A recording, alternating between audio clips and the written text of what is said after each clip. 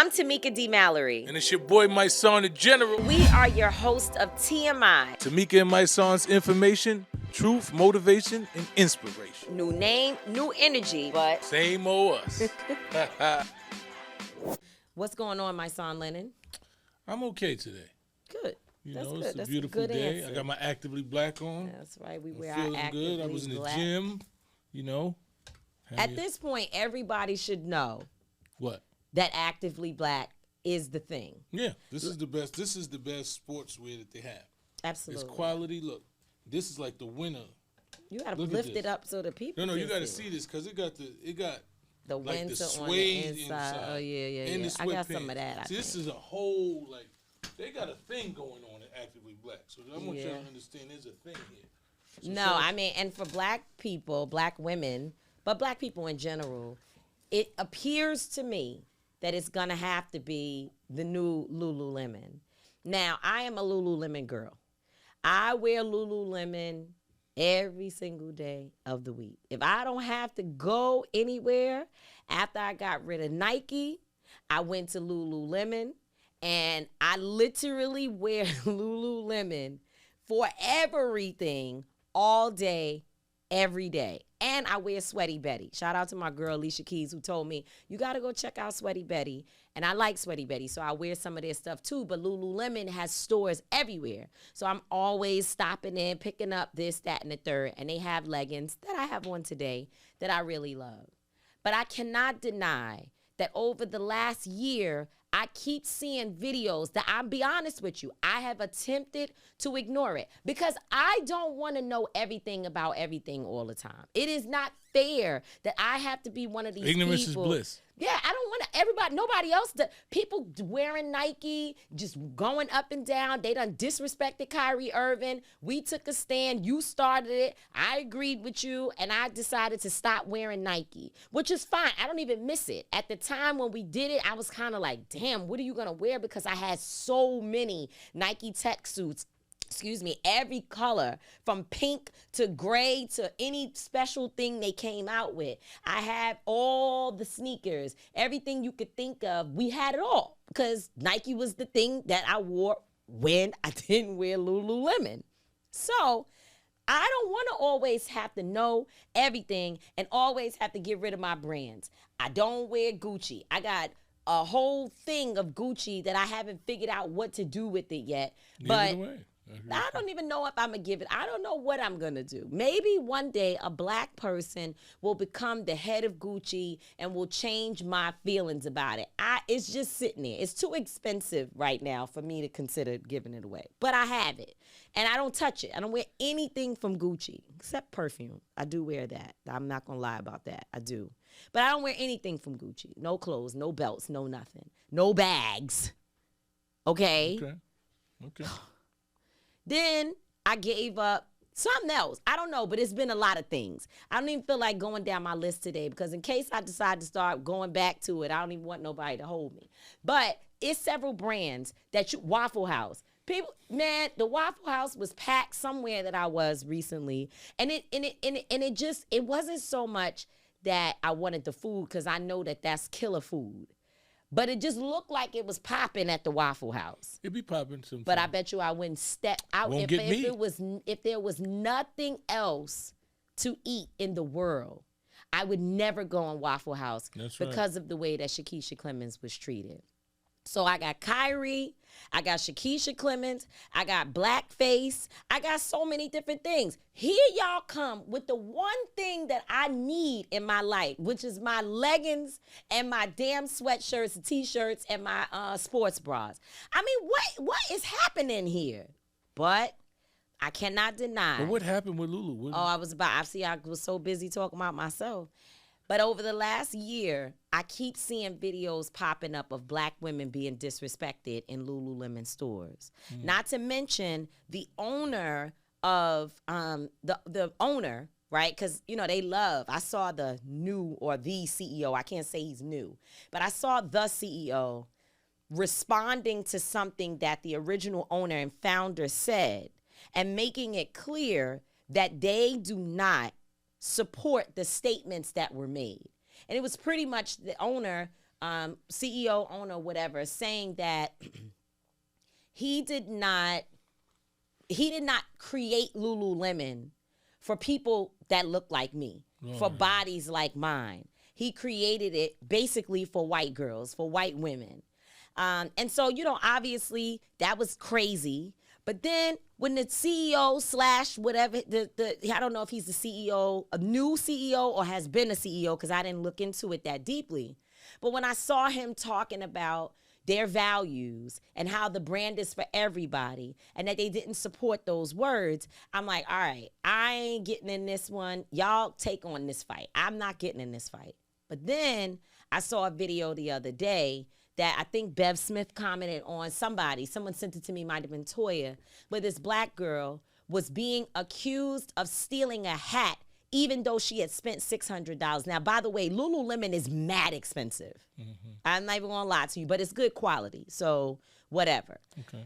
Though she spent $600, and they were still trying to say she stole a hat, and this happened in New York City. Police officers, NYPD was in there. One disrespectful ass white cop, a woman, was in there encountering, going back and forth with the woman. She felt super disrespected. My heart was broken. She was embarrassed. It was just wrong.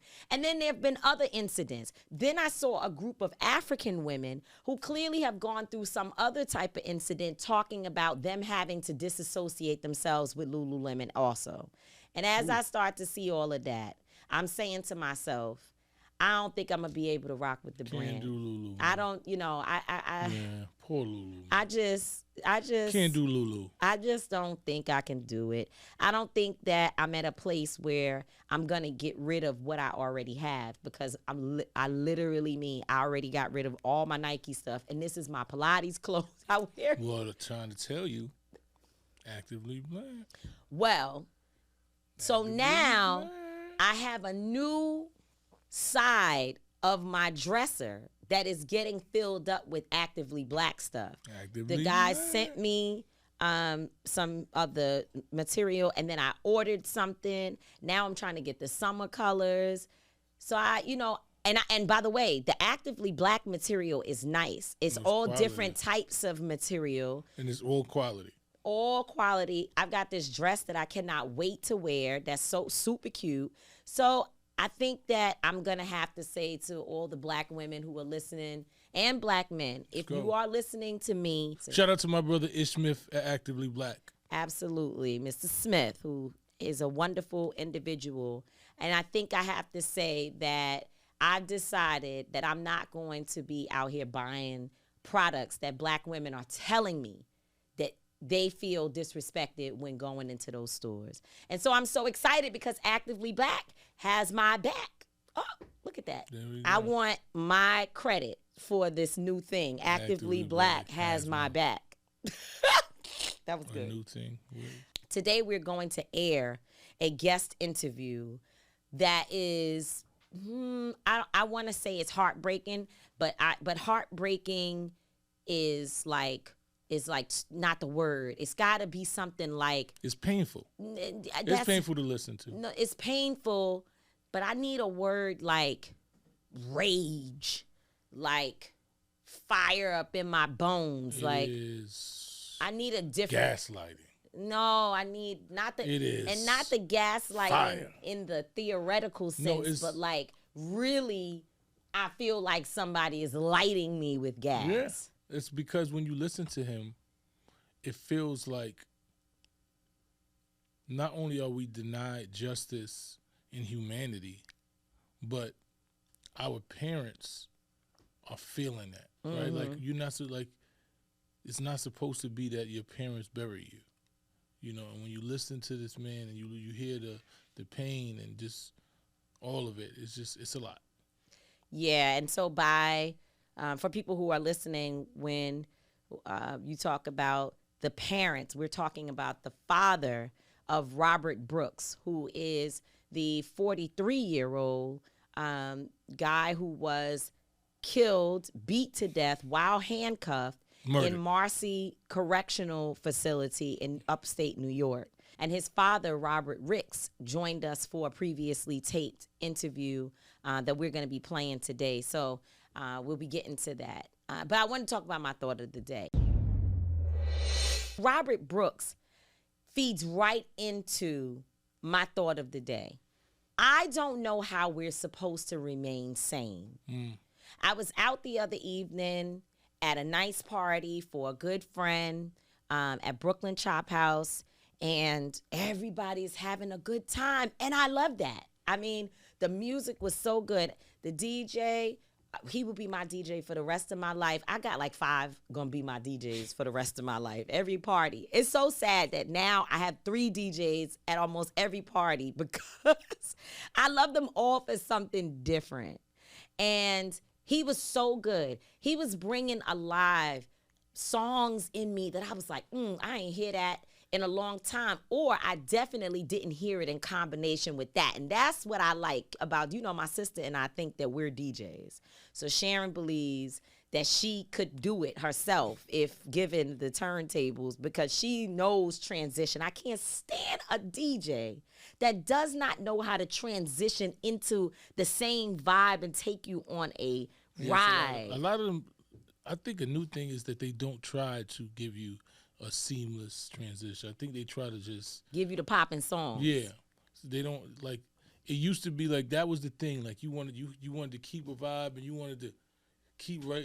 Now they just give you the song. It could be reggae, it could be anything, this, and you be like messing me up.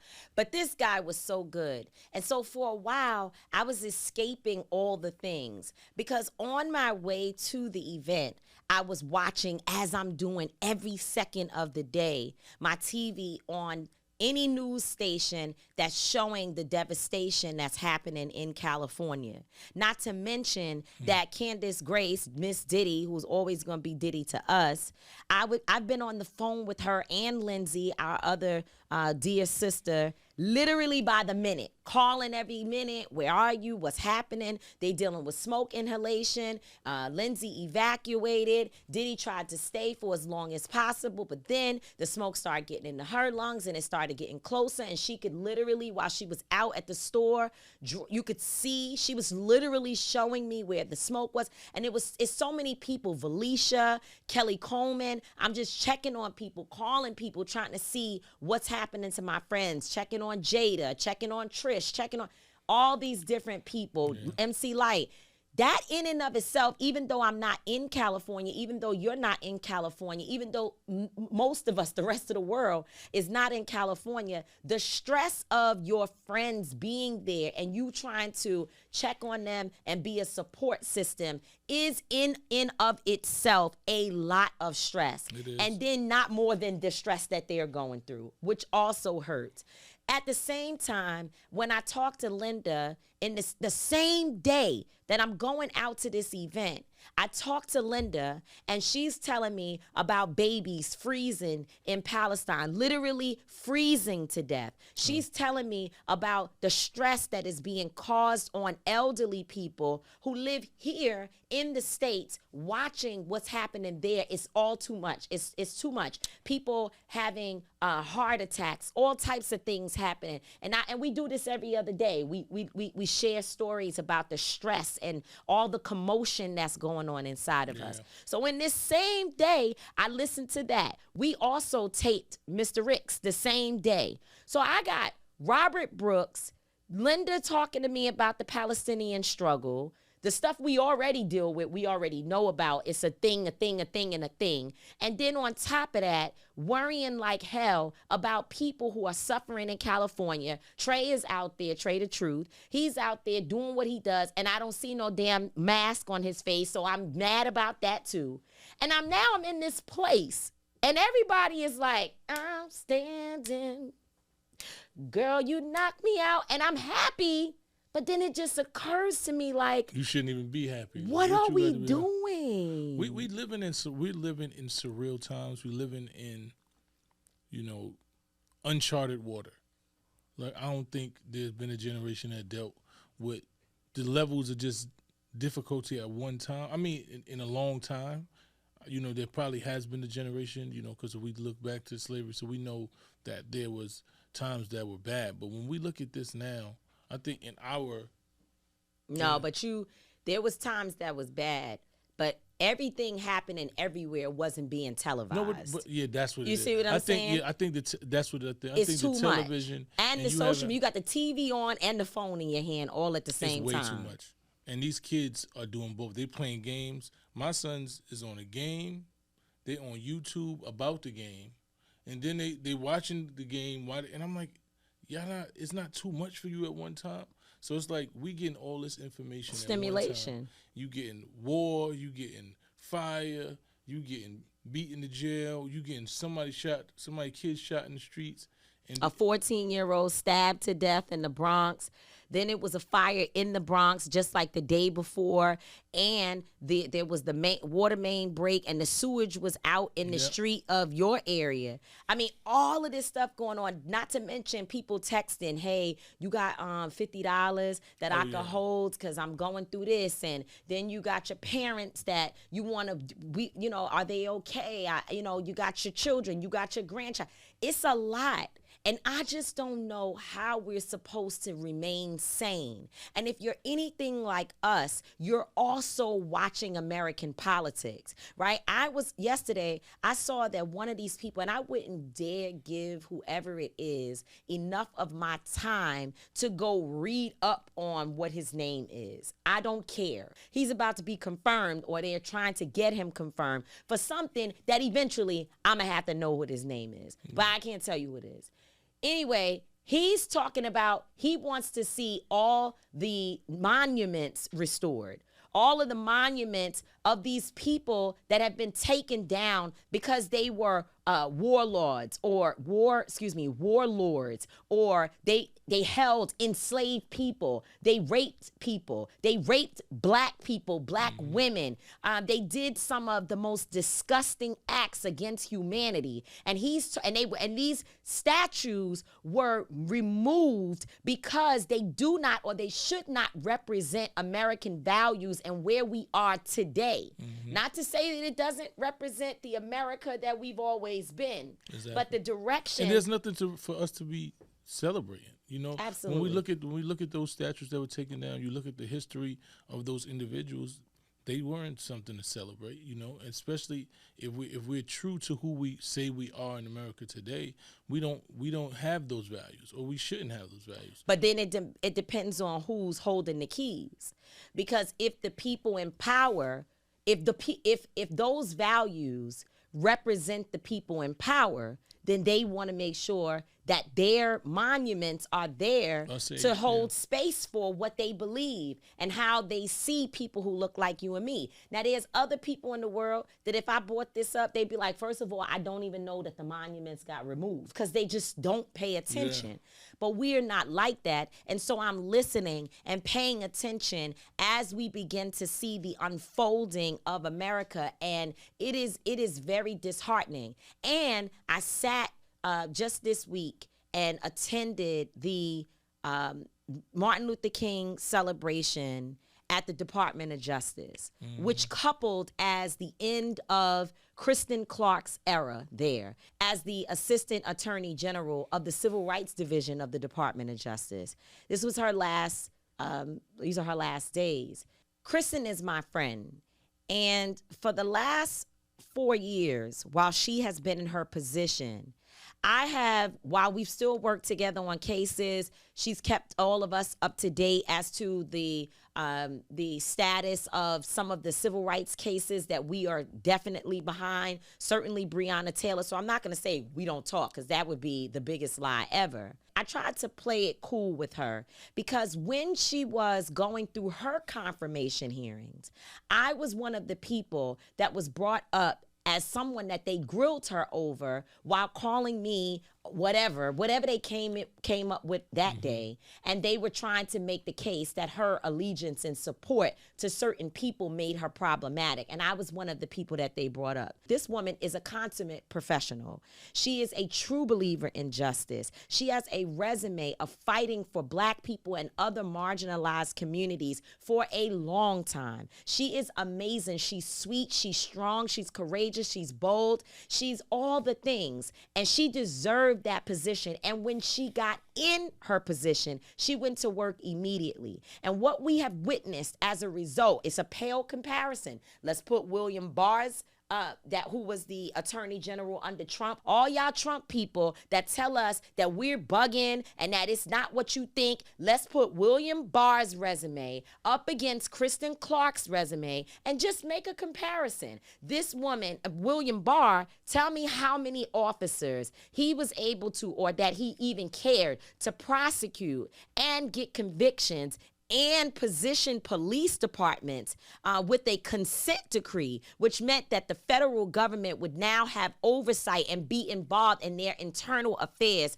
to make sure that they're doing what they're supposed to be doing and that they're not violating the rights of the residents and the people that they're supposed to be serving. That's the type of work that Kristen Clark was doing and will continue to do until her last second, okay? That's right. Between the consent decree with Louisville, Kentucky, that just happened after the killing of Breonna Taylor. They went in there, they did the research, and they found many things. The report is, we've had folks, state senator now, Keturah Haran, as well as attorney Lanita Baker, and city councilwoman Shamika Paris Wright. We already had them on. They talked about the long laundry list of things that the Department of Justice found.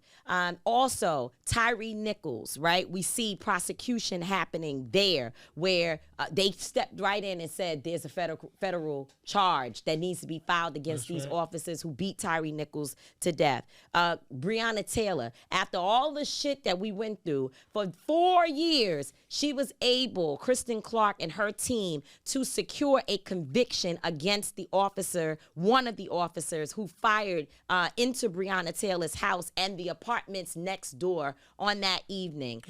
George Floyd. I could go on. Ahmaud Arbery. She did the work. And to know that she is now leaving her position young and vibrant, where she could have continued to make change, is very difficult. And so all I'm saying is it's very difficult to keep your mind in any positive place. I mean, your health is there, and you thank God for the good things and the blessings all around you, but you cannot ignore that the world has some deep, deep, deep serious issues. So I'm just telling you, I find it hard at this time not to have to stop several times in a day and take deep breaths.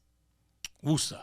You know, sometimes you just got to take deep breaths, and I find myself doing it a lot. Like I told you weeks ago, I found myself like at a crossroad where I was just confused. I didn't feel like it was working. I didn't feel like the things we doing was mattering. It just felt like the world was like turning in a direction. I had to just chill with myself and just get deep in my own thoughts and then rejuvenate my energy.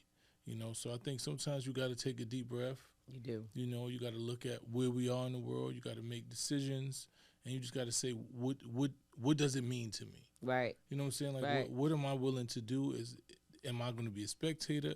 Am I just going to fall back? Do I have the energy to continue? What is God saying to me? And sometimes you just got to hear God. You do. Just got to hear God. I think that's where we are, is just having to listen to God, because we're going to have to act at some point. So I think that for today, we should just get into our interview. I think that, what we discussed with Mr. Ricks is so powerful that we shouldn't belabor it. I know that for me, I'm committed to whatever it is that we need to do to fight, not just for Robert Brooks, but because I know for a fact that there are many people who are incarcerated hoping that this situation will spark some type of movement to help them with their situation.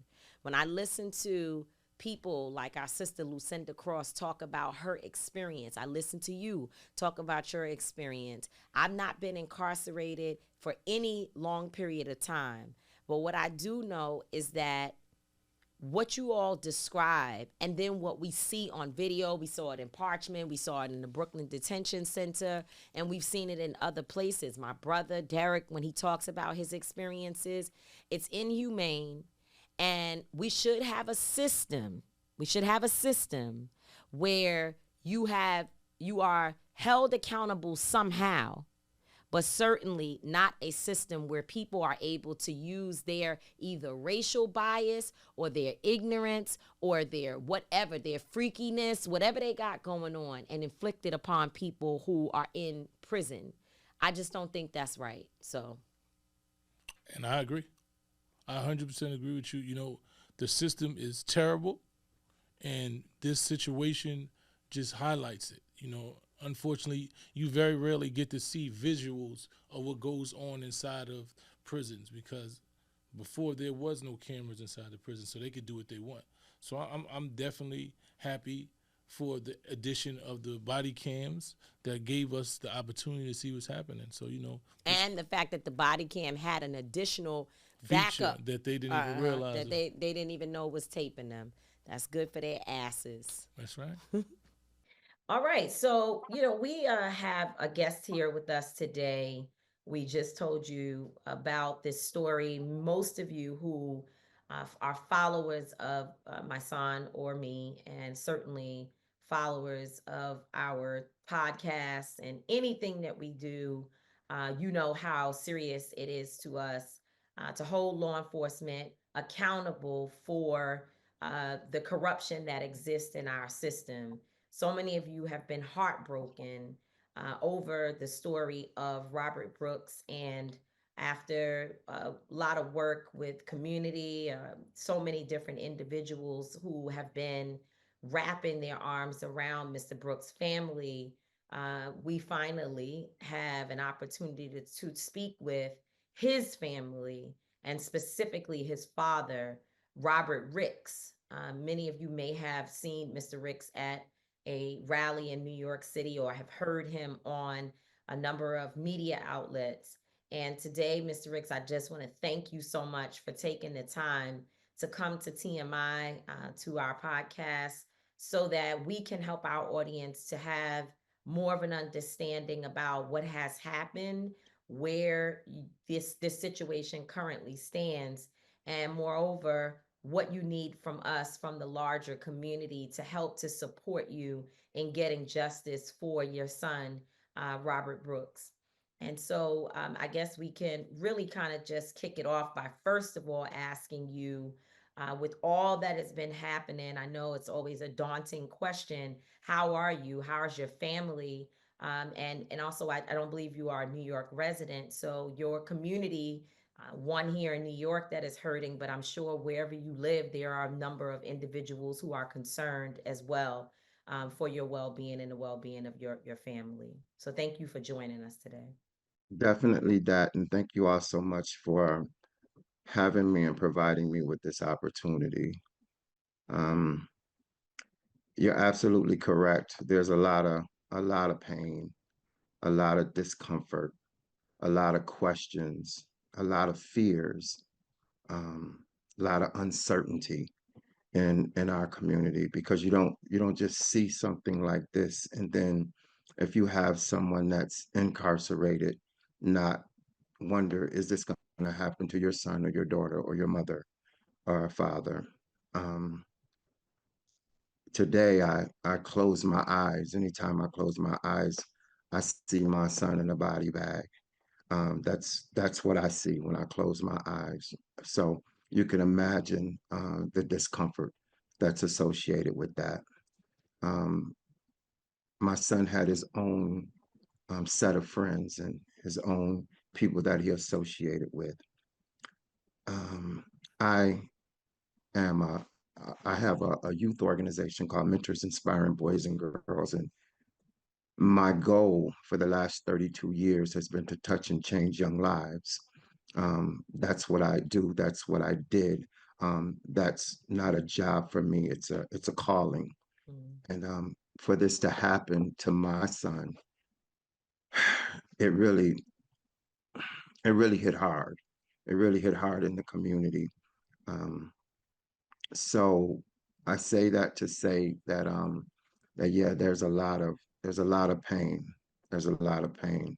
And more so, there's a lot of questions. Mm. But I generally answer the question because the question is why? What did he do to provoke this And my response is that there is nothing he could have done to provoke that type of evil being bestowed on him. Nothing he could have done to warrant that. But I know my son. And so he wasn't the, I'm going to jail and I'm going to lift weights and I'm going to do push ups and I'm going to pump iron and I'm going to be rough and tough. He wasn't like that in jail. And he wasn't like that in the streets. He was very much loved, very much respected. He was, but definitely wasn't perfect. But he was a loving, caring person. Took care of his kids and loved his family and hung out and yeah. So I could hear the pain in your voice, Mr. Ricks. mhm. I often ask in this situation, how were you notified about what happened to your son? Initially, they notified my son's son, my grandson, Mm. and then my grandson notified his grandmother, and then the grandmother, my son's mother, notified me.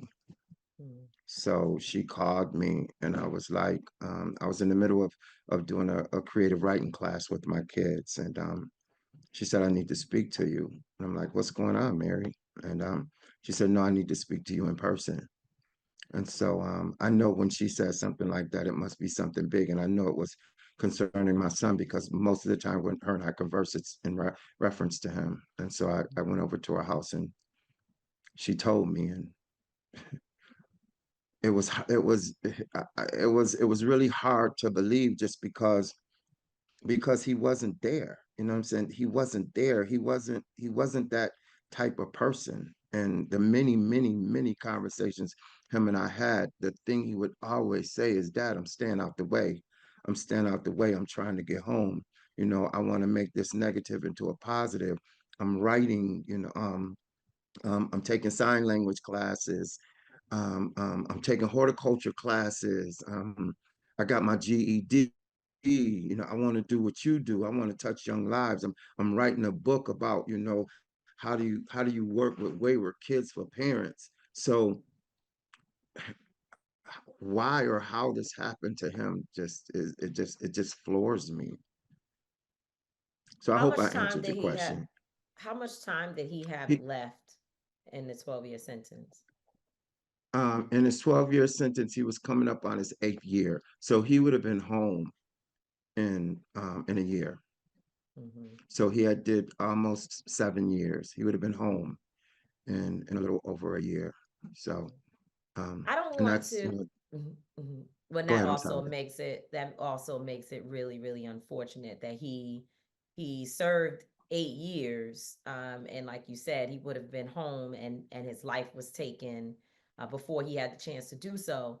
And I don't want to divert this conversation because we understand that what happens in the care of professionals is one area, and that's what we're talking about right now. These are people who Mhm, are paid to do a job, and it is not to become the executioner of anyone who is incarcerated. Their job is actually the safety of incarcerated individuals and everyone who is inside of those buildings and in those compounds and facilities.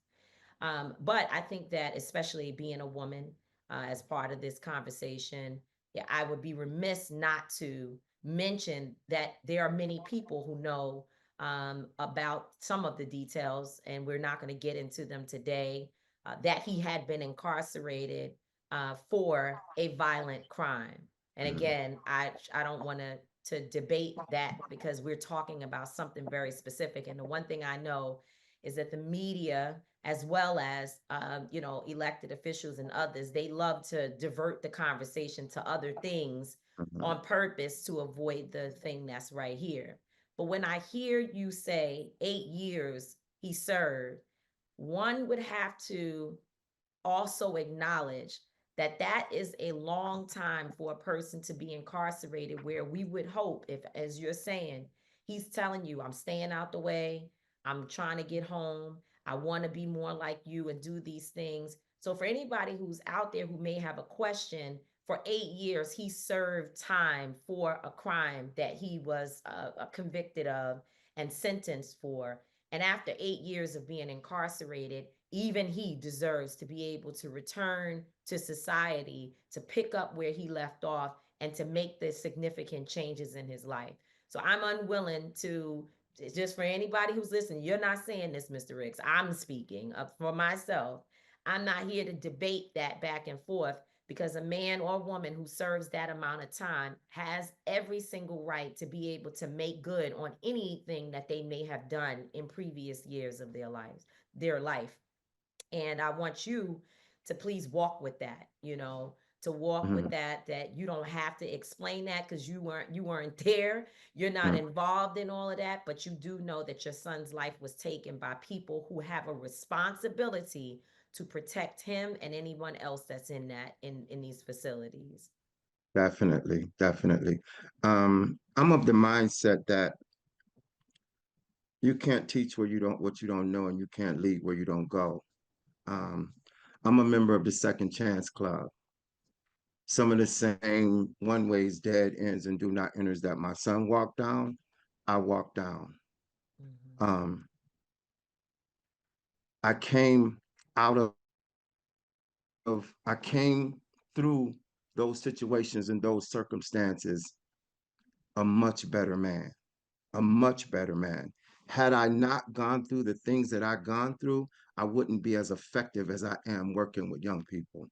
I wouldn't have a testimony and a story to tell them that makes them understand that you ain't seen nothing that I haven't seen. You haven't done anything that I haven't done. And you can be all that I am and more. Mm-hmm. Um, my son was sentenced to 12 years. He wasn't given a life sentence. He wasn't given a sentence of execution. Mm-hmm. He was given a sentence of 12 years. He had done 8. He was scheduled to come home the next year, and he was coming home as a member of the Second Chance Club. And I put things in place so that he would have opportunities once he got here to take care of himself and to impart the information, impart the experiences that he had to the kids in the community, telling them that they don't have to go down that road, that he's done the research for them, and this is where it's going to end them up. So just a little background, like the relationship that he was in, that relationship started when they was 15 years old. They had been together since they was 15 years old. When he went in jail, he was 33. Mm-hmm. Today, she came to his repast. She hugged his mother. She hugged me. She told me she loved me. She told me that she loved him. So nothing happened to her, but um, but there was mitigating circumstances that brought that about. Well, you Um, don't have to you don't have to get into that today. You don't okay, have to. But we would like to know more about your son, okay, just who he was. And I know you mentioned that he faced some challenges that people really don't know about. Um, while there are many media outlets that have told the story about what happened in that jail, they don't know him, and no one right, can tell the story of Robert Brooks the way that his family can. So we love to hear more from you about that.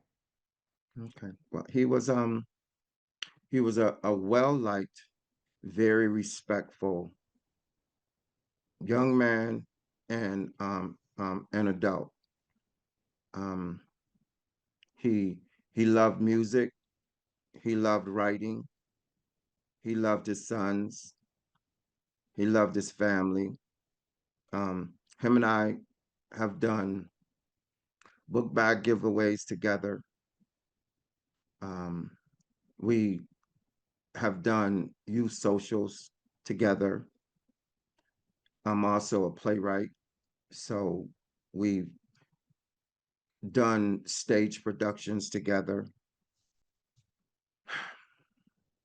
He was a very loving, caring, insightful, intelligent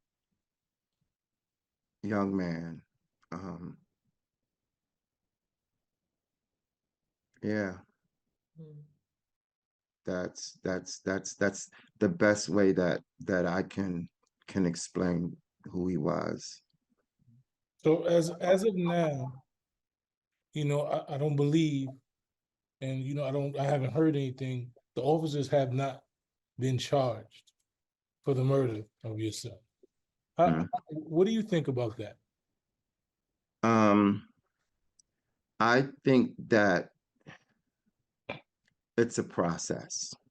You know, you're talking about a system Mm. that is structured and designed for a certain class of people to win.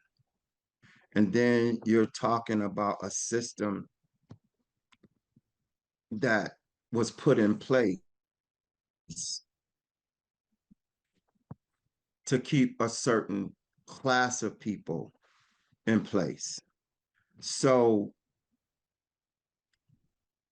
for me to think that these officers are going to commit this atrocity and then right away they're going to be handcuffed and put into prison in today's society, the way things is, the way thing is structured, the way things is set up and has been set up like that ever since we got off the boat over here. I was not even under the impression that that might happen like that. What I am hoping is that at the end of the day, because of the pressure that the community is going to put on the government, law enforcement, the community, Mm. that justice will be done. Mm. That's my hope. That's my prayer. Mhm.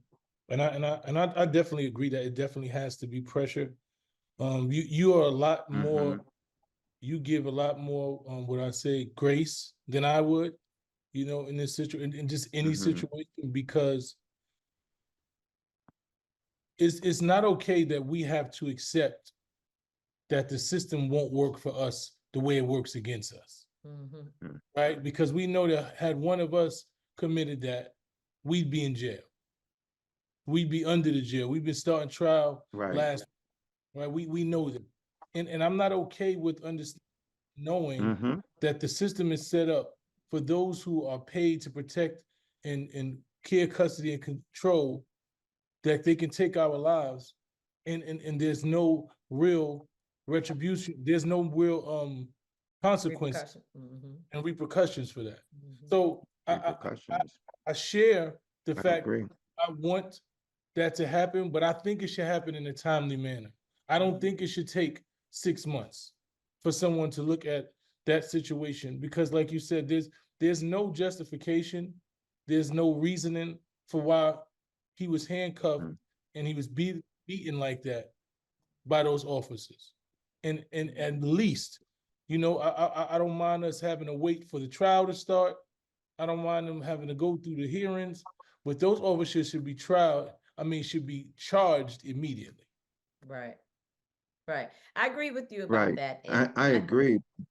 yeah, I was just gonna say I agree with you about that. And I think both of you are right. We know the realities versus what we know it should be.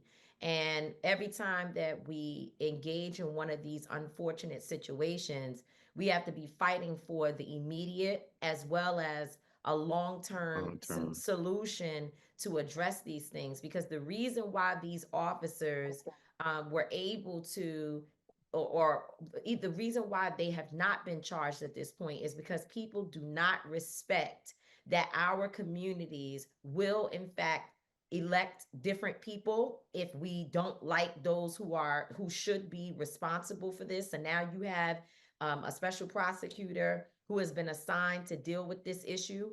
We have to make it very clear that in the next election cycle, if you have not handled this situation properly, you will be voted out of office. The governor needs to be held responsible. I've had a few conversations with the attorney general, and have understood some of the reasons why she could not participate in this particular case. But nonetheless, none of those things should be an excuse for why we have not seen something happen here to hold these police officers, these correction officers, excuse me, accountable. Also, we know that if this had been a group of black male or black male and female officers who did this to Robert Brooks, they would have been charged.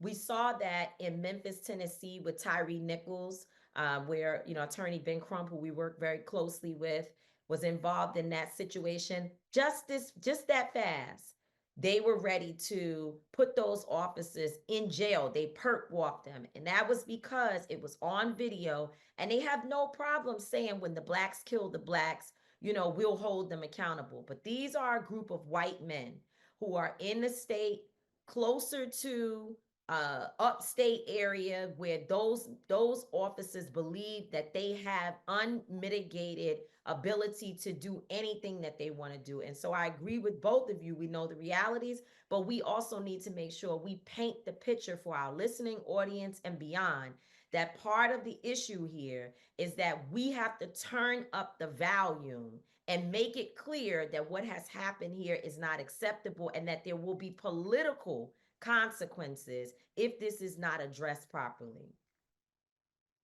I I I agree as well. However, I'm a realist. Mm-hmm. I'm a realist. The reality is that um, is that we don't live in a just society, and oftentimes we're loyal to a system that knows no loyalty. So I'm just not. I don't. I don't. I don't hold on to thoughts or ideas that I know are just far beyond what is real and what's like right here and what's happening and what I see every day. Um, what I what a phrase that I often use is that power concedes nothing without a demand, Mm-hmm. um, which was said by Frederick Douglass. Um, and so we have to demand it, and not just demand it today, but demand it today and demand it tomorrow. We have to work together collectively to change it, because I mean, like, that was some real bold stuff. I Mm-hmm. mean, that was like that's like I don't care nothing about you. There is nothing you can do. You're absolutely powerless over me and mine and what I do. As a group of people, some kind of way, we have allowed people to think or to believe that that's okay. Mm-hmm. How, And how did it, until I just, but how did it make you feel when you first seen that video? How Mm-hmm. did you feel when you saw it? so what I was saying is that um, until we're until until we're able to fight, I mean, really fight, really combine our resources, refine our talents, and work towards whatever, work towards any specific goal, any specific need, any specific desire that we need or want as a race of people. Things like this is going to continue to happen. So Mm-hmm. until we get there, I'm not going to believe that anything different is going to happen. I don't the level of justice that I think is going to come as a result of this, I don't think it's going to be comparable to what would have happened if black Absolutely. officers would have if this would have happened to black officers would have perpetrated this on another black man, or a Anybody European else? youth. Mm-hmm. I don't believe that. Mm-hmm. I tell my kids every day that if anything is going to change, we're going to change it. Mm-hmm. I don't think that we have to run down the streets and bust windows and loot and turn over police cars and set fires. I don't believe we have to do that. I believe that as a people, we have to make a decision and we can change some stuff. If we decide not to go to work, America will falter. If we decide not to go to shopping at Walmart's or Wegmans or any of these major stores, America will falter.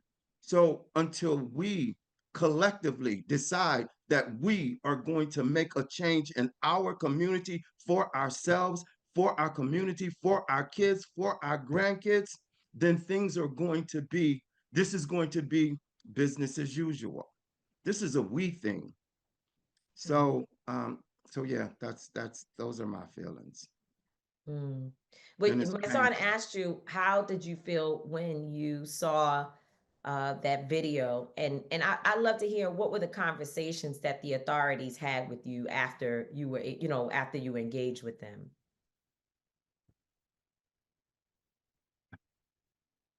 Basically the conversation was that we are going to do everything within our power to assure the fact that justice is served.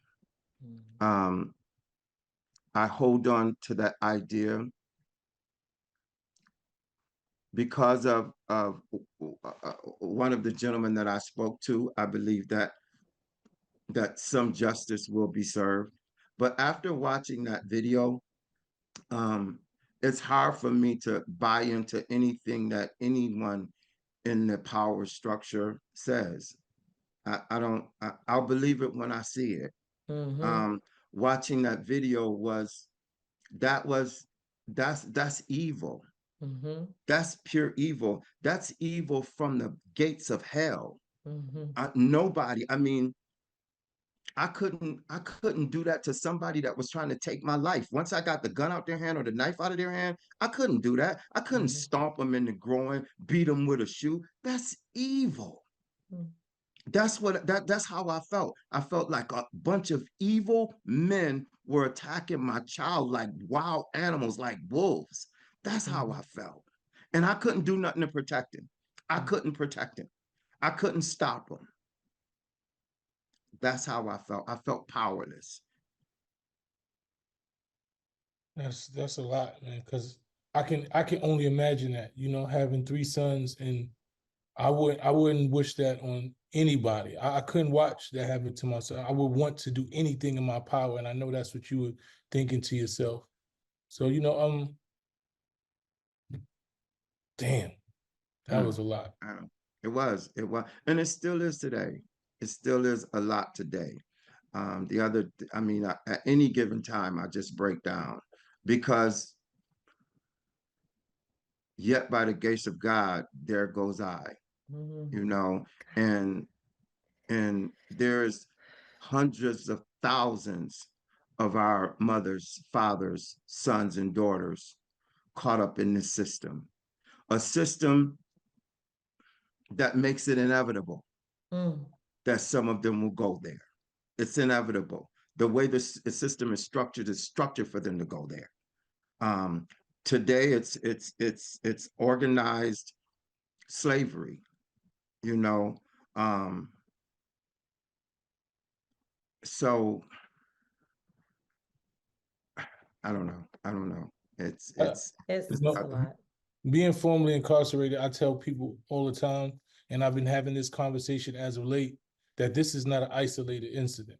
mm-mm, This is not something that happens rarely. mm-mm, Police officers who believe they are, I mean, correction officers who believe Mm-hmm. they are above the law do this to prisoners all the time. mm-hmm, And then some of them are black. So let's mm-hmm. just, that's right. Yes, and Yeah. Because we said that, we talked about, if it had been black, it is black officers as well. Mm-hmm. They are doing it. They just weren't on camera in this particular situation. Right. Right. Right. and, and, and the reality is it happens a lot. So unfortunately, Mr. Brooks lost his life. and we've seen this on camera, but there are a lot of prisoners who are beat by officers who want to impose their will every day, and they're thrown into cells and told that they're lying. You know, they starve themselves. They haven't not given showers, beaten. I get emails every day regularly from prisoners who experience this, you know, and they're not believed.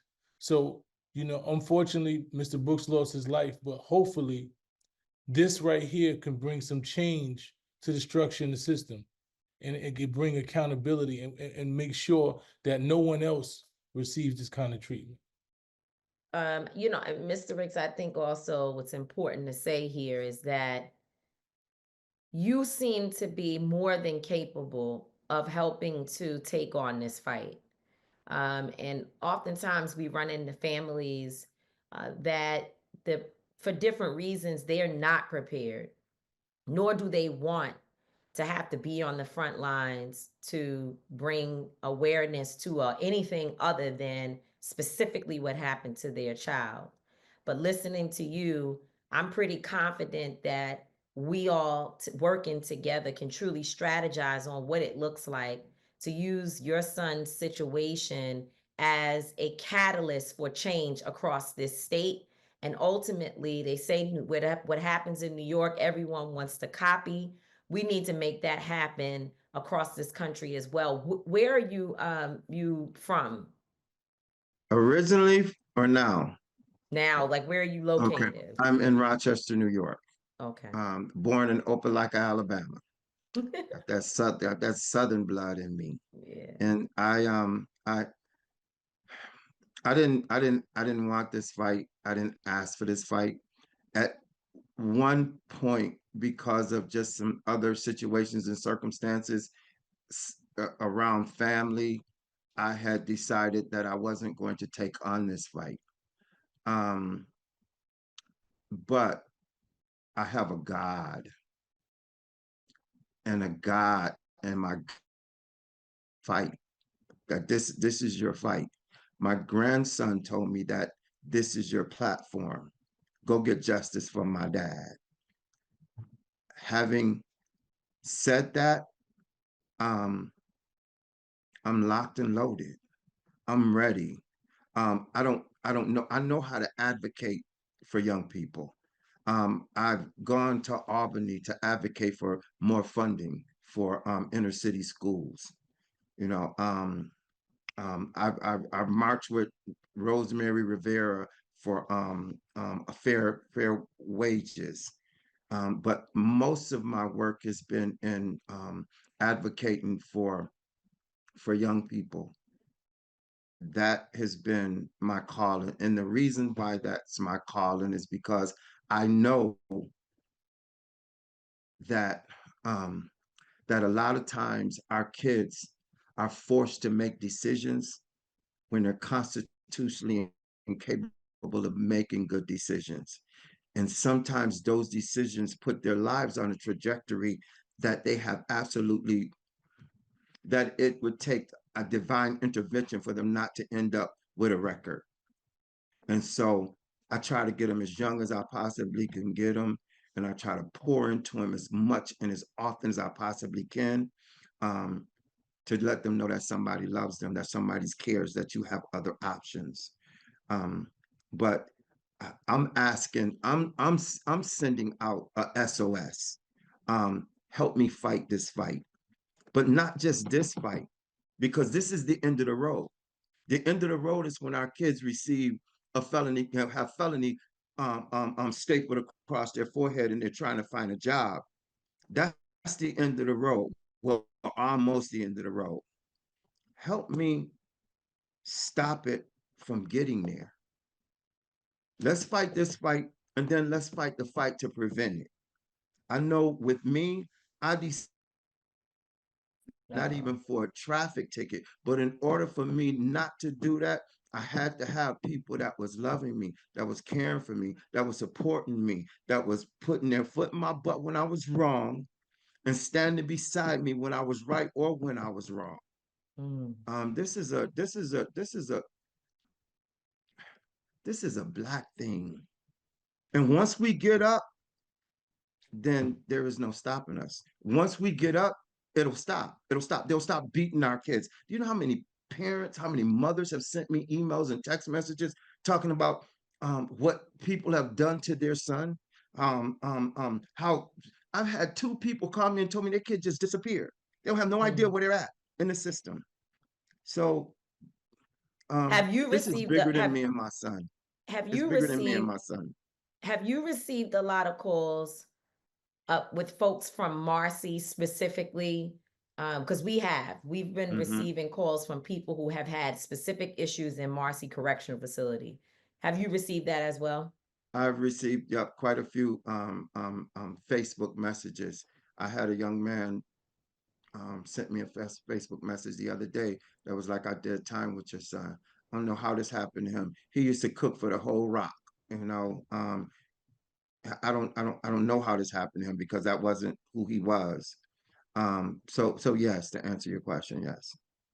Well, thank you, Mr. Ricks. We appreciate you for taking the time. I know this is not an easy, conversation to have, and then you're having it every day, and everybody's Mm. asking you the same things. And but we appreciate you, and we know that it's so important for us to tell the story as well, Mhm. and not allow anyone else to define for you your son's worth, Right. and the outrageous behavior of those individuals who took his life. And we also, Thank I you. just also, like I told you yesterday, Mr. X, I'm here on the front lines with you. Whatever you need, and whatever, however you're willing to fight, I'll be right along with you. I welcome any help or any support that I can get from Opelika cotton fields to Louisiana liquor stills. Come on, let's fight. Let's Thank fight you. for change. Thank you. You're very welcome. And again, thank you also very much for providing me with this opportunity. Absolutely. We'll be in touch. Please do. That was a very emotional, very passionate interview. I spoke to Mr. Ricks a couple of times, and like you said, he seems like he's capable of this fight. He doesn't seem like he really wanted to do it, but he seems like he's capable. Yeah. I heard him saying what we all know, which is that we have to stand up on this and not depend on other people to do right, because they're not going to if they can get away with it. The reason why we probably haven't heard of any charges against these officers yet is because they're in a position in the state where they have people scared to challenge them for any reason because of their political power. White folks upstate who, as you get closer and closer to, what is it, Buffalo, right? As you get into those areas, there are people up there who are extremely racist. And what we saw on that video are folks who come from that. They come from the KKK mindset. And therefore, because the one thing about it is that they do use their political power. And folks are trying to make a calculation of the best way to approach this situation where it does not tip the scales, because it's not like there's a bunch of people upstate that's like, nah, this is wrong, and rallying for Robert Brooks. You know what I mean? So they have to deal with the political calculation around what they should do. And we should be saying that you're making one calculation, but we've already calculated. And the bottom line is we will not lay down or roll over while this man was killed in the way that he was, and we all had an opportunity to see it. And I think what you said today is perfect, Mice, that this is not an isolated issue. It is not an isolated incident. I talked about that after George Floyd was killed in the speech that I made in Minneapolis that ultimately went viral. I talk about it in my book, State of Emergency. It is not isolated. This is happening every single day. And Robert Brooks unfortunately lost his life. And now, or he was killed. He didn't just lose his life, but he was killed. And now we have a responsibility to make something of it. And I know I won't say anything else after this, and you can take it from here, but I know there are people out there who know, and I didn't want to make his father feel like he came up here to defend his son's honor, because his son is not the person responsible for the murder that took place on December 9th or 10th or whatever that date was. We know who was responsible for that, and the Department of Corrections has to correct it. However, I know there are people who have a serious sensitivity to the fact that he was involved in a violent crime, and we didn't ask his dad, but what I read was that he stabbed a woman. That's a hard thing for people. You have victims of domestic violence in general. You have women out here and advocates for women who, once you harm a woman, a child, they throw you in the trash, and they don't care what happens to you, because ultimately you have committed an act that cannot be forgiven. So we know that. So I don't want people to think we scared to talk about that, or we trying to ignore it. No, we putting it on Front Street. But what we know is that this man served 8 years. 8 years. And if you can't go to jail for 8 years and then come back a changed individual, I don't know what the hell we doing. Then we should just get rid of jails.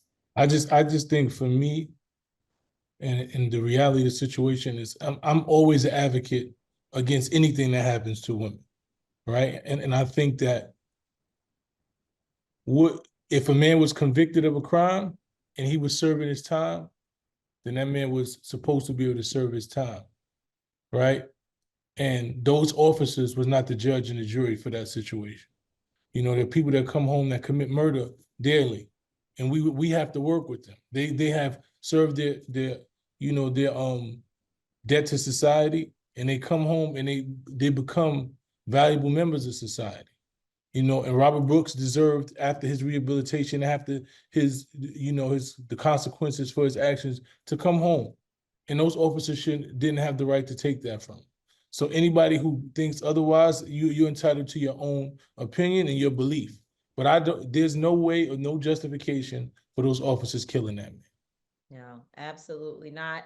And I hope that people will not allow others to make them afraid, to get involved and to advocate, because the reality is there are people in prison who didn't commit the crime that they've been accused of. I know I said I wasn't going to say anything, but I think that's important. There are people in prison that didn't even commit the crime that they've been accused of and convicted of, and they are also experiencing the same treatment. So what we should do is have a system that holds people accountable. Fine, you were locked away. You should not be. I'm not looking for you to be living in a house on the prairie or any of that. We know the conditions of these jails and what people have to experience is hard enough. But no man nor woman should feel that they have the right to do what we saw happen to that man on camera. At all. This is my I don't get it. It's a lot of people been talking, about two people that I know really good, Cam and Jim Jones. And, they've been going back and forth. And I don't get it. I don't get why they're going back and forth, right? Because the reason why I don't get it is because the issues that they have are old issues, right? None of them are talking about something happened the other day, something happened new. These are friends who've been friends for 20 plus, probably 30, almost 30 years, probably 30 plus years. And now they're rehashing issues that they had 20 and 15 years ago, that they talked about, that everybody knows about. And it's coming back. So I don't really get it. But what I do think, this is a play, right? But these are two businessmen, right? I think Cam and Jim are playing y'all. And they figured out how to move the algorithm. They figured out how to utilize social media, because it's the biggest thing everywhere. I believe that Jim is behind the Justin LaBoy or Justin L.A. Boy, however you say his name. Mm-hmm. I think he's behind that podcast, right? Mm-hmm. This is the first show. He comes out. He says something about Cam. Cam comes right back, says something about him. These same issues that they've been talking about for years. 50 Cent feeds into it. Jim's dropping music. He got the Harlem remix. He's speaking about stuff on records. You know, they both going back and forth. I think it was a play. I think, to me, Jim and them said, yo, I'm about to do this podcast. We're going to talk about, because I know everybody want to hear about me and Cam. Cam probably said something, and he knows that Cam is just as petty as he is, and he going to go back and say something. And Mace is in the background not saying nothing, eating popcorn. All of this is for the algorithm. I do not believe that these men at 50 years old is rehashing issues that they had 20 and 15 and 20 years ago that they speak about. Or that they could talk to each other. If they are, I just gave y'all the way out. Y'all should say we played everybody. Now you should put Cam on the Harlem remix. Cam should be on the Harlem remix because I just seen he dropped a remix for it. Cam should be on the Harlem remix. Y'all should be in Harlem because Harlem need to stick together. Y'all are faces of Harlem. Y'all been doing this too long. I do not believe that they really beef. I just don't believe it. I don't get it. And that's why I don't believe it, because it just doesn't make sense. At this stage in both of their lives, they both have, evolved in their careers, in their space, their mental space. They doing big things. I do not believe right now that these two brothers, and I say brothers and I use it for real, brothers should really be on internet arguing, going back and forth with each other. So I'm giving y'all the way out. Y'all should come out, do the interview, do a video, put Cam on the remix of Harlem. Cam should be on the remix of Harlem. Y'all should come out and say we fooled y'all. The algorithm gonna go crazy. Come out, do the new Dipset tour. Y'all go out and get money. This does not make no sense, and that's why I don't get it, and I need y'all to fix it. That's it. Okay. That's it. Fix it. Unfortunately. Cam, get on the phone. I heard Mace saying that he tried to get you on the phone. That might be part of the plot too. But listen. Let Mace fix it. Let's fix it, bro. I want to see all three of y'all in the room together. Y'all should do your own podcast. Matter of fact, Cam, bring Jim on the podcast and talk about it and squash it and hug and shake hands. Y'all need to bury all of this. I've been seeing this back and forth for years, and I hate it. What you mean back and forth for years? They've been doing this for years. They've been back and forth, and that's why it don't make sense no more. Because all of the stuff that they talk about, we heard about before. It's not new. None of this is new. All of this is old stuff, and they rehashing it. And they know that the internet loves to see some type of turmoil. They love to see beefing. And they just trick the algorithm. So they're on every website, everybody's blowing up, and they making money. And I love it, and that's what y'all need to do. And now come out and tell them we tricked y'all and we getting money. Let's go. I wish I had something to add. You don't need to add now. This all for me. Not my area. Cam, Mace. We got it. Jim. We got it. We so got it. Let's go. So with that said, that brings us to the end of another episode. Please make sure you continue to make us the #1 podcast in the world. Let us know who you want to see. Let us know you love us. Let us know you hate us. Let us know anything. Follow us at TMI_show on Instagram and TMI PC on YouTube. Follow us and make sure you continue to make us #1. I'm not going to always be right. Tamika D. Mallory's not going to always be wrong, but we will both always, and I mean always, be authentic. Peace.